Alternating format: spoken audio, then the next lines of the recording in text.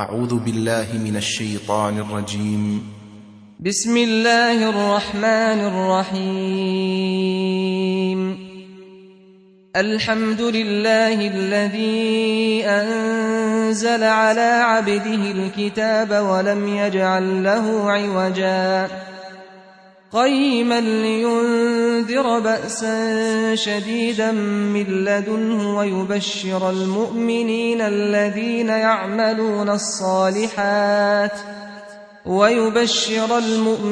الذين يعملون الصالحات أن لهم أجرا حسنا ماكثين فيه أبدا وينذر الذين قالوا اتخذ الله ولدا ما لهم به من علم ولا لآبائهم كبرت كلمة تخرج من أفواههم إن يقولون إلا كذبا فلعلك باخع نفسك على آثارهم إن لم يؤمنوا بهذا الحديث أسفا إنا جعلنا ما على الأرض زينة لها لنبلوهم أيهم أحسن عملا وإنا لجاعلون ما عليها صعيدا جرزا أم حسبت أن أصحاب الكهف والرقيم كانوا من آياتنا عجبا إذ أوى الفتية إلى الكهف فقالوا ربنا آتنا من لدنك رحمة وهيئ لنا من أمرنا رشدا فضربنا على آذانهم في الكهف سنين عددا ثم بعثناهم لنعلم أي الحزبين أحصى لما لبثوا أمدا نحن نقص عليك نبأهم بالحق إنهم فتية آمنوا بربهم وزدناهم هدى وربطنا على قلوبهم إذ قاموا فقالوا ربنا رب السماوات والأرض لن ندعو من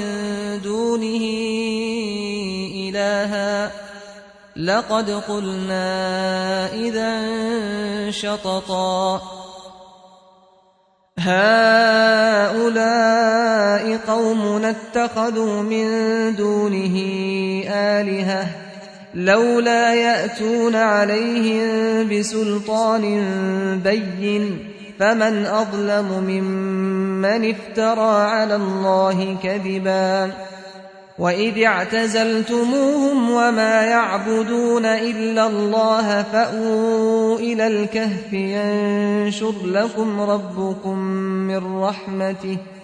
ينشر لكم ربكم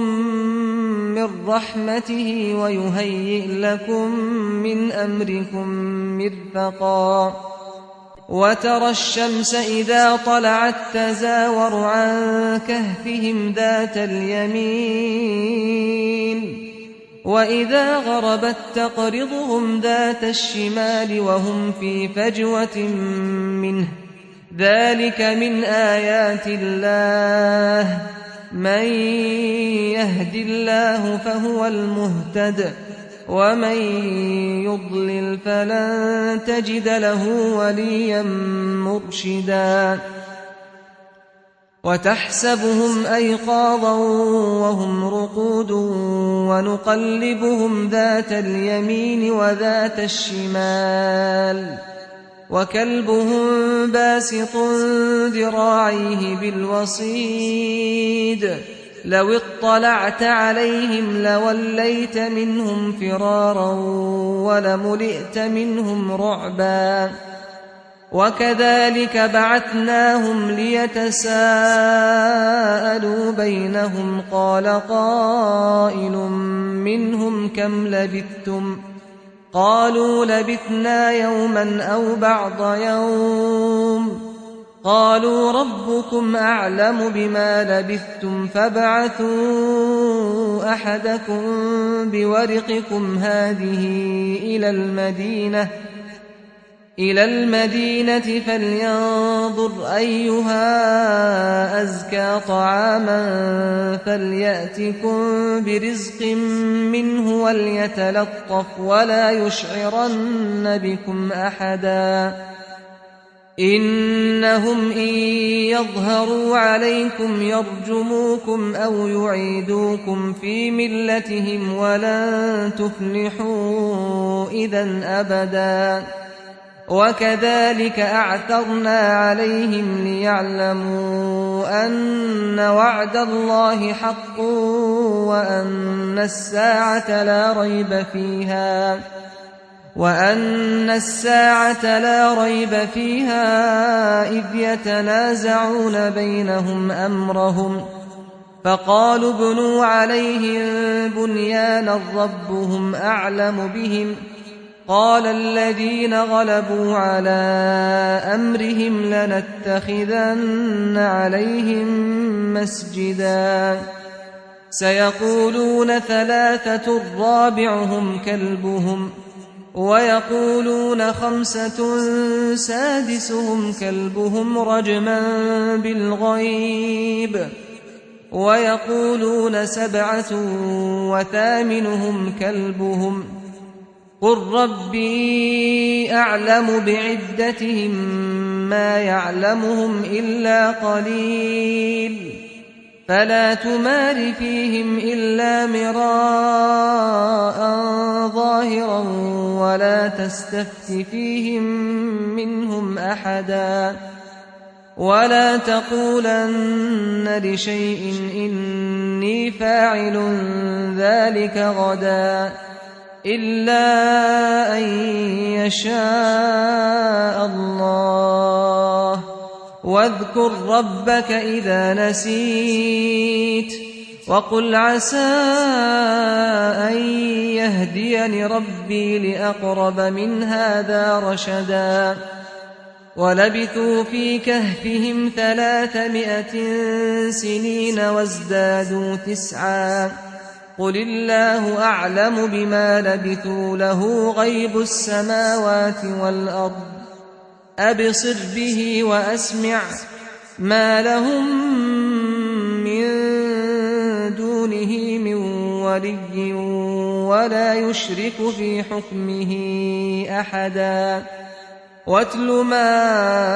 أوحي إليك من كتاب ربك لا مبدل لكلماته ولن تجد من دونه ملتحدا واصبر نفسك مع الذين يدعون ربهم بالغداة والعشي يريدون وجهه ولا تعد عيناك عنهم تريد زينة الحياة الدنيا ولا تطع من أغفلنا قلبه عن ذكرنا واتبع هواه وكان أمره فرطا وقل الحق من ربكم فمن شاء فليؤمن ومن شاء فليكفر إنا أعتدنا للظالمين نارا أحاط بهم سرادقها وإن يستغيثوا يغاثوا بماء كالمهل يشوي الوجوه بئس الشراب وساءت مرتفقا إن الذين آمنوا وعملوا الصالحات إنا لا نضيع أجر من أحسن عملا أولئك لهم جنات عدن تجري من تحتهم الأنهار يحلون فيها من أساور من ذهب ويلبسون ثيابا خضرا من سندس واستبرق متكئين فيها على الأرائك نعم الثواب وحسنت مرتفقا واضرب لهم مثل الرجلين جعلنا لأحدهما جنتين من أعناب وحففناهما بنخل وجعلنا بينهما زرعا كلتا الجنتين آتت أكلها ولم تظلم منه شيئا وفجرنا خلالهما نهرا وكان له ثمر فقال لصاحبه وهو يحاوره أنا أكثر منك مالا وأعز نفرا ودخل جنته وهو ظالم لنفسه قال ما أظن أن تبيد هذه أبدا وما أظن الساعة قائمة ولئن رددت إلى ربي لأجدن خيرا منها منقلبا قال له صاحبه وهو يحاوره أكفرت بالذي خلقك من تراب ثم من نطفة ثم سواك رجلا لكن هو الله ربي ولا أشرك بربي أحدا ولولا إذ دخلت جنتك قلت ما شاء الله لا قوة إلا بالله إن ترني أنا أقل منك مالا وولدا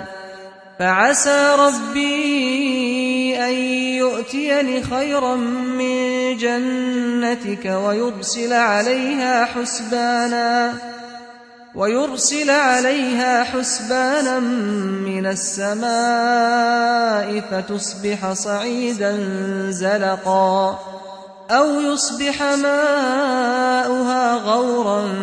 فلن تستطيع له طلبا وأحيط بثمره فأصبح يقلب كفيه على ما أنفق فيها وهي خاوية على عروشها ويقول يا ليتني لم أشرك بربي أحدا ولم تكن له فئة ينصرونه من دون الله وما كان منتصرا هنالك الولاية لله الحق هو خير ثوابا وخير عقبا واضرب لهم مثل الحياة الدنيا كماء أنزلناه من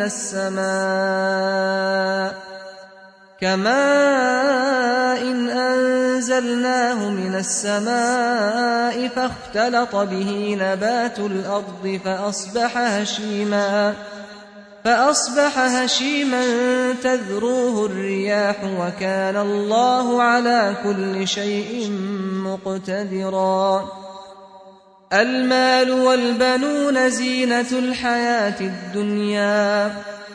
والباقيات الصالحات خير عند ربك ثوابا وخير أملا ويوم نسير الجبال وترى الأرض بارزة وحشرناهم فلم نغادر منهم أحدا وعرضوا على ربك صفا لقد جئتمونا كما خلقناكم أول مرة بل زعمتم أن لن نجعل لكم موعدا ووضع الكتاب فترى المجرمين مشفقين مما فيه ويقولون يا ويلتنا ما لهذا الكتاب لا يغادر صغيرة ولا كبيرة إلا أحصاها ووجدوا ما عملوا حاضرا ولا يظلم ربك أحدا وإذ قلنا للملائكة اسجدوا لآدم فسجدوا إلا إبليس كان من الجن ففسق عن أمر ربه أفتتخذونه وذريته أولياء من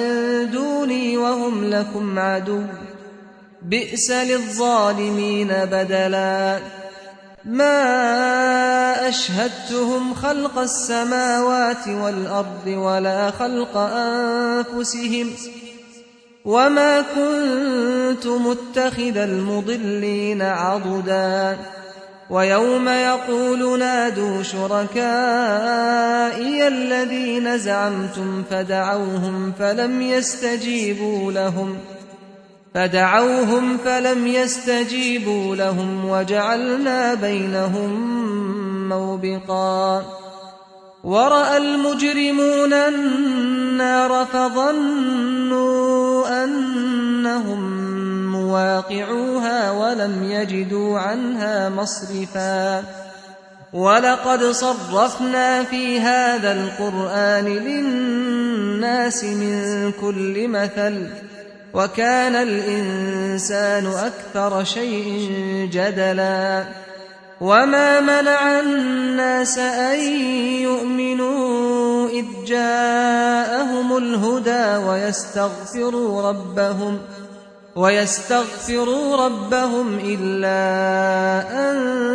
تأتيهم سنة الأولين أو يأتيهم العذاب قبلا وما نرسل المرسلين إلا مبشرين ومنذرين ويجادل الذين كفروا بالباطل ليدحضوا به الحق واتخذوا آياتي وما أنذروا هزوا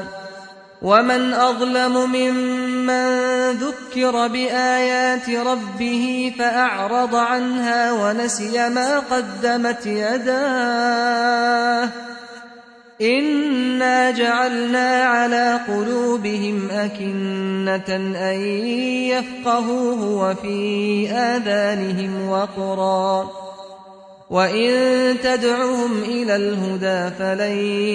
يهتدوا إذا أبدا وربك الغفور ذو الرحمة لو يؤاخذهم بما كسبوا لعجل لهم العذاب بل لهم موعد لن يجدوا من دونه موئلا وتلك القرى أهلكناهم لما ظلموا وجعلنا لمهلكهم موعدا وإذ قال موسى لفتاه لا أبرح حتى أبلغ مجمع البحرين أو أمضي حقبا فلما بلغا مجمع بينهما نسيا حوتهما فاتخذ سبيله في البحر سربا فلما جاوزا قال لفتاه آتنا غداءنا لقد لقينا من سفرنا هذا نصبا قال أرأيت إذ أوينا إلى الصخرة فإني نسيت الحوت وما أنسانيه إلا الشيطان أن أذكره واتخذ سبيله في البحر عجبا قال ذلك ما كنا نبغ فارتدا على آثارهما قصصا فوجدا عبدا من عبادنا آتيناه رحمة من عندنا وعلمناه من لدنا علما قال له موسى هل أتبعك على أن تعلمني مما علمت رشدا قال إنك لن تستطيع معي صبرا وكيف تصبر على ما لم تحط به خبرا قال ستجدني إن شاء الله صابرا ولا أعصي لك أمرا قال فإن اتبعتني فلا تسألني عن شيء حتى أحدث لك منه ذكرا فانطلقا حتى إذا ركبا في السفينة خرقها قال أخرقتها لتغرق أهلها لقد جئت شيئا إمرا قال ألم أقل إنك لن تستطيع معي صبرا قال لا تؤاخذني بما نسيت ولا ترهقني من أمري عسرا فانطلقا حتى إذا لقيا غلاما فقتله قال أقتلت نفسا زكية بغير نفس لقد جئت شيئا نكرا قال ألم أقل لك إنك لن تستطيع معي صبرا قال إن سألتك عن شيء بعدها فلا تصاحبني قد بلغت من لدني عذرا فانطلقا حتى إذا أتيا أهل قرية استطعما أهلها فأبوا أن يضيفوهما فوجدا فيها جدارا يريد أن ينقض فأقامه قال لو شئت لاتخذت عليه أجرا قال هذا فراق بيني وبينك سأنبئك بتأويل ما لم تستطع عليه صبرا أما السفينة فكانت لمساكين يعملون في البحر فأردت أن أعيبها وكان وراءهم ملك يأخذ كل سفينة غصبا وأما الغلام فكان أبواه مؤمنين فخشينا أن يرهقهما طغيانا وكفرا فأردنا أن يبدلهما ربهما خيرا منه زكاة وأقرب رحما وأما الجدار فكان لغلامين يتيمين في المدينة وكان تحته كنز لهما وكان أبوهما صالحا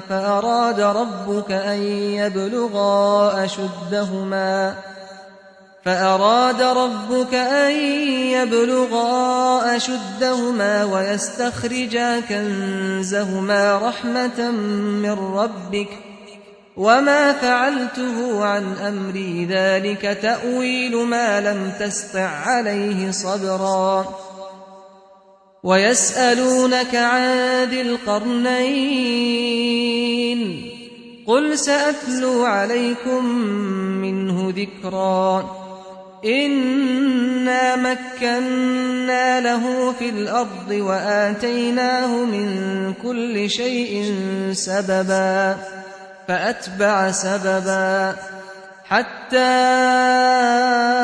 إذا بلغ مغرب الشمس وجدها تغرب في عين حمئة ووجد عندها قوما